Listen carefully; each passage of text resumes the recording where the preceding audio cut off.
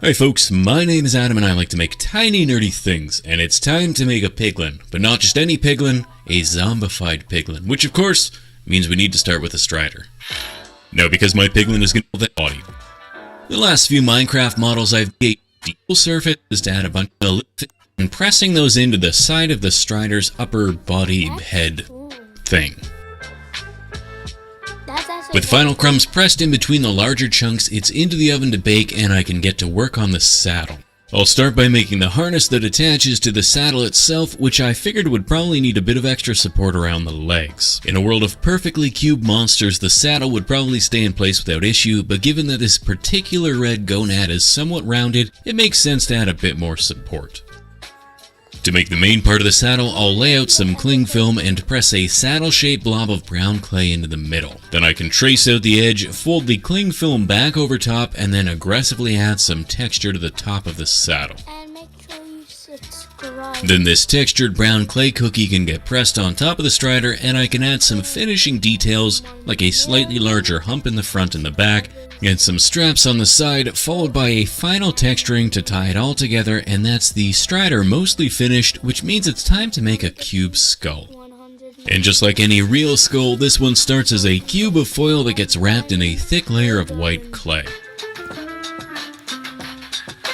But you guys gotta get. Once my head is the right size, I can poke a couple little eye sockets, making sure to fill only one of them in, then I can add a big pig snout onto the front. And then 1 million. Once I've added a decent amount of the larger detail and the shape is looking good, I can poke a couple sniffing holes in the front, then get to work adding the finer surface detail. Damn. Bone is pretty porous, so I'll stab the surface with a soft nylon brush, then I can add some final surface cracks in the part of the skull that'll be visible. I've made a couple tusks off camera that I can press into place beside the snout, then once the skull's been baked to lock the shape, I can start to add my bubblegum skin.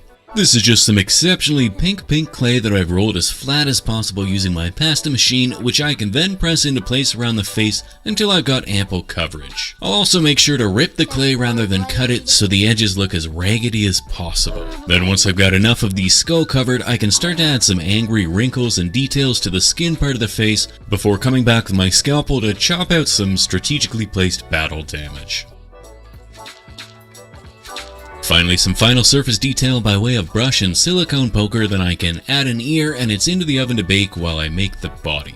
The body starts out as an extra large lump of partially chewed gum that gets squished into a somewhat rectangular blob, which then gets a big fat pig belly attached to the front. I'll then remove some strips of bacon from the chest and using some progressively smaller ball styluses, I'll carve out the concave chest section before triggering your trypophobia so it looks extra gnarly. Finally, I've baked some spare ribs off camera that I can then jam into place. Otherwise, I'll build up the rest of the torso by adding a big pig peck, a little belly button, and lots of battle damage and wounds.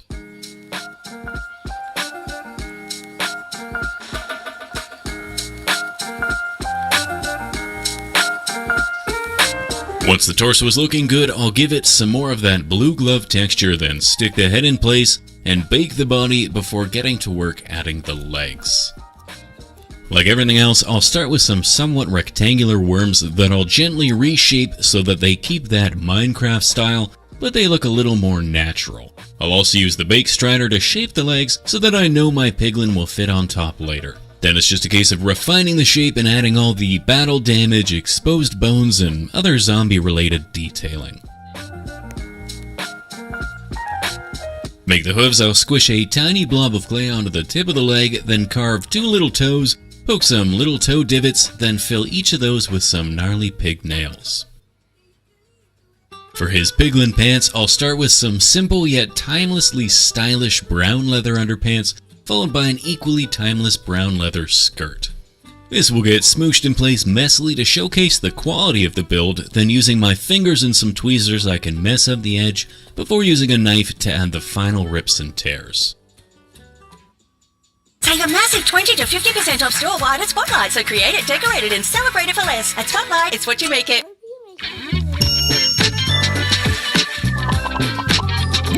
So delicious.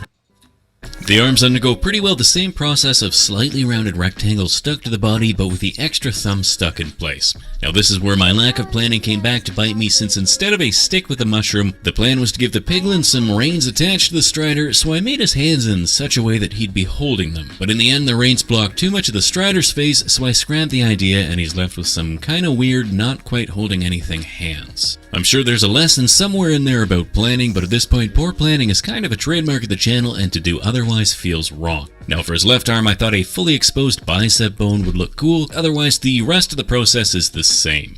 Finally, before the last bake, instead of painting the eye socket black, I figured it would be easier just to fill the inside with a thin layer of black clay. With that, however, the sculpting is done, and it's time to get started on the painting. Now the beauty of sculpting in colored clay is that the worst part of the painting process is already finished and everything has the base coat applied perfectly. That means that all I need to do is add the shading and detail, which is actually kind of fun. Here I've gone over the entire strider body using a nice deep red wash that will soak into the cracks and wrinkles to make them pop. Then I'll give the saddle an appropriately leathery looking brown wash before giving the rocky chunks a dark gray dry brush. Once dry, the saddle gets its own light brown dry brush, then the buckles get a once-over in a silver, and I can give the eyes a nice shiny resin surface. That is amazing. Now my piglin's a little too healthy looking given that he's a zombie, so to make the bubblegum pink look a little paler, I'll paint a layer of light pink over the surface, then I'll sponge at it until it's got a nice uniform pale pink look with a slightly darker shading in the wrinkles and around the edges. I'll do the same for the exposed skull and bone, but with a sepia wash sponged away, and then the skirt and underwear combo gets a dark brown wash over top, followed by a light brown edge highlight with a dry brush.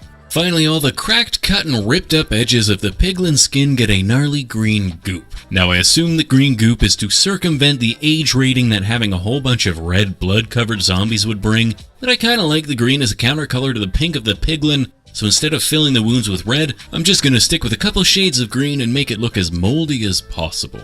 Otherwise, that's my painting done, and it's time to make a base. Now, as far as a base is concerned, if I've got a strider and he's red, then the only option is lava. So that means I need to make some little lava rocks.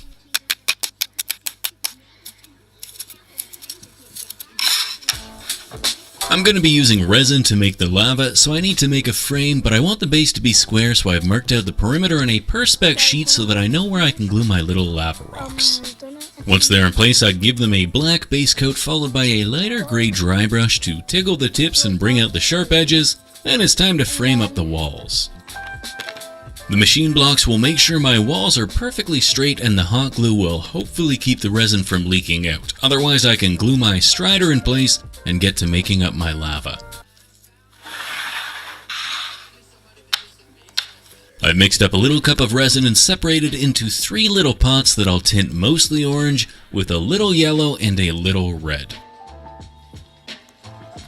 Then I can start pouring the resin into my mold, starting with the orange as the base and then applying the red around the edges along the rock and the yellow as the hotter section in the middle of the flow. Now it didn't turn out quite as well as I had hoped, since the resin wasn't as opaque as I had wanted, so the colors kind of blended together. But with ample prodding and poking as it's drying, I'm left with a pretty decent looking little rocky lava base. Now while the resin is curing, I'll add the strider's hair tentacle dealies, which I've made out of some string that I dipped in some red and off-white washes to add a bit of color. Finally, with the resin cured, I can remove the frame, clean up the edges, and pop my little rider in place. Hello. Wait, then I can put my piglin in place. However, the lack of a mushroom on a stick was bugging me, so I made a little one out of clay, drilled a hole in the saddle, and mounted it on the front. Otherwise, we are done here and on to the glamour shots.